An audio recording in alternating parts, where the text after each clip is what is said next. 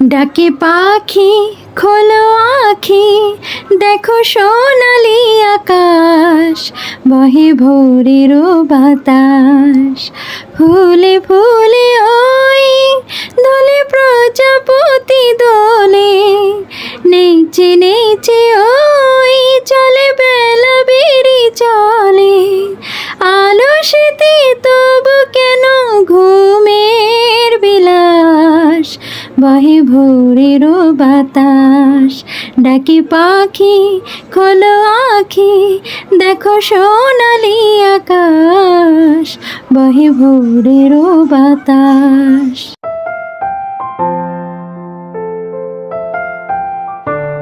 আসসালামু আলাইকুম। আশা করছি আপনারা সবাই খুব ভালো আছেন। আলহামদুলিল্লাহ আমরাও ভালো আছি, সুস্থ আছি। তো খুব ফুরফুরে মন নিয়ে আজকের ভিডিওটা শুরু করলাম। সংসার জীবনে সবাই যে খুব বেশি ভালো থাকি, সবাই যে খুব হাসি খুশি থাকি, বিষয়টা ঠিক ওই রকম না। হাসি কান্না সুখ দুঃখ নিয়ে আমাদের জীবন। তারপরেও সব ক্ষেত্রেই যেহেতু আলহামদুলিল্লাহ বলি, তো আজকের দিনটাও সেইভাবেই শুরু করলাম।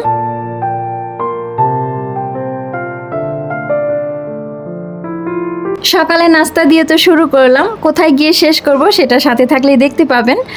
আর দরজা জানালা বন্ধ করে কিন্তু আমি ভয়েসটা দিচ্ছি, জানি না শুনতে কেমন লাগছে, তারপরে ভয়েসের মধ্যে আর কি বাইরের শব্দটা আসছে কি না। তো শুনতে হয়তো বিরক্ত লাগতে পারে, তারপরে ভালোবাসার চোখে দেখবেন সেটা অবশ্যই আশা করি। তবে বর্তমানে তো ভিউজ নেই, চ্যানেলটা মনে হয় একদম ডাউন হয়ে গেল। তো তারপরে আপনাদের ভালোবাসা টানে কিন্তু ফিরে আসি সময় মতো। অনেক সময় লেট হয়, একদিন দুই দিন, তারপরে আশা করি যে আপনারা ভালো লাগা নিয়ে দেখবেন।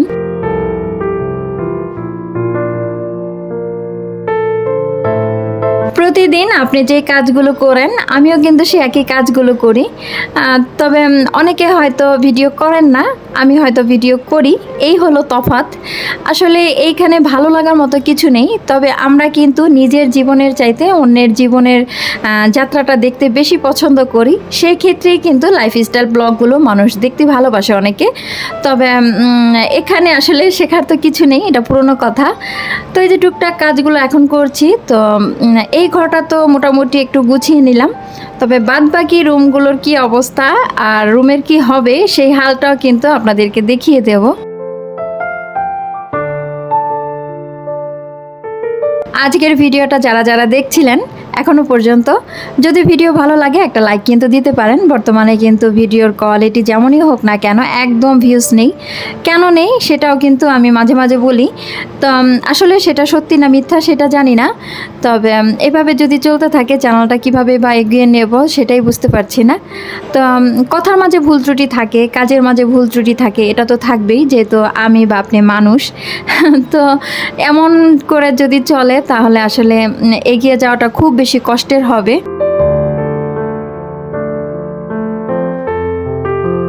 গুনগুন করে গান গাইতে গাইতে তো মোটামুটি এই রুমটা একটু গুছিয়ে নিয়েছি। তবে বাকি যে রুমগুলো আছে সেগুলো আজ আর গুছানো হচ্ছে না।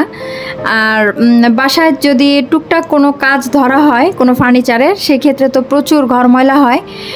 তো এই যে অবি রুমে কিন্তু আমি ডিভানটা রেখেছি, কারণ এইটা রাখার কোনো জায়গা নেই। কারণ আমি একটা টিভি ক্যাবিনেট তৈরি করব, অনেক দিন যাবৎ ভাবছিলাম।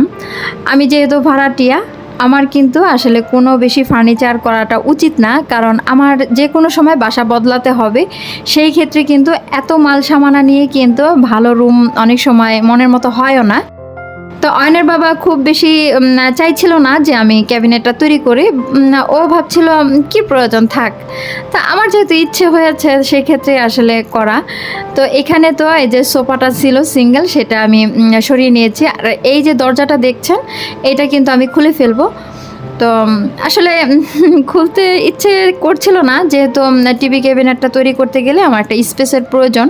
সেই ক্ষেত্রেই কিন্তু আমার ওই জায়গাটা একটু ফাঁকা করতে হবে।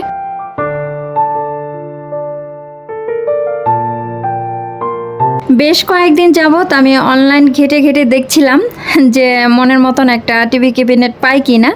তবে যেগুলো পাই সেগুলো আসলে খুব নিচু, আবার একটু উঁচু টাইপের হলে দেখা যায় প্রাইসটা অনেকটা বেড়ে যায়। কাঠের মধ্যে দেখলেও প্রাইসটা বেড়ে যায়। আমি যেহেতু খুব লো প্রাইসে নিতে চাচ্ছিলাম, তো সেই ক্ষেত্রে আমি একটা ক্যাবিনেট পছন্দ করি। তো এটা আমি দেখিয়ে দেব পরবর্তীতে। তো ওই ক্যাবিনেটটা 14,500 টাকা আর কি দাম পড়বে। তো অনলাইন থেকে নিলে তো আবার একটা ডেলিভারি চার্জ আছে। তো সেই ক্ষেত্রে আমি বিবেচনা করে দেখলাম ক্যাবিনেটটা আসলে সেরকম মজবুত হবে না, আর খুব বেশি যে তারা ভালো মানের জিনিস দেবে ঠিক তাও না। ওই জন্যই সব কথা বিবেচনা করে আমি নিজেই এই যে সব কিছু বাসায় কিনে নিয়ে এসে মিস্ত্রি দিয়ে তারপর কাজ করে নিচ্ছি। তো কেমন কি হয় সেটা তো আপনাদেরকে পরবর্তী ভিডিওতে হয়তো দেখাতে পারবো যদি আমি বেঁচে থাকি। তবে আসলে একবার ভাবছিলাম যে বানাবো, আর একবার ভাবছিলাম বানাবো না। তো না আর হ্যার মাঝে পড়ে গিয়ে তারপর বানিয়েই ফেলছি। আসলে খুব বেশি যেহেতু খরচা পড়বে না সেই ক্ষেত্রেই কিন্তু বানানো।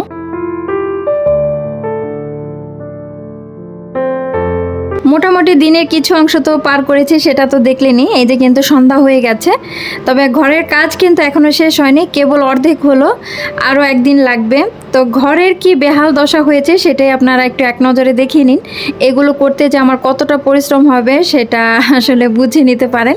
খুব বেশি যে আহামরি খরচ পড়েছে তেমন না, আমি পরবর্তী ভিডিওতে আপনাদেরকে ডিটেলস জানিয়ে দেব। এই যে ডিজাইনটা দেখছেন মোটামুটি এখনও তো হয়নি, হবে। তবে এইটা কিন্তু একদম কমন একটা ডিজাইন। তো এটার মাঝে আমি একটু ঘুরিয়ে পেঁচিয়ে আর কি করার চেষ্টা করছি, দেখি পরবর্তীতে কেমন হয়। অয়নকে তো পড়তে বসিয়েছি, তবে আমি এর মাঝে কি করছি সেটাই আপনারা একটু দেখবেন। এখন ছোটোবেলা যখন পড়তে বসতাম, হাতে একটা কলম বা পেন্সিল বা খাতা যাই বলেন না কেন কাছে পেলেই কিছু একটা আমার আঁকতে হবে, এই স্বভাবটা অনেকের মাঝেই আছে। আব্বা খাতা কিনে দিলেই না আমি কয়েকদিন যেতে না যেতে বলতাম আব্বা খাতা কিনে দাও। তো আব্বা বলতো মা এই তো কয়েকদিন আগে খাতা কিনলা, এর মাঝে সব খাতা শেষ।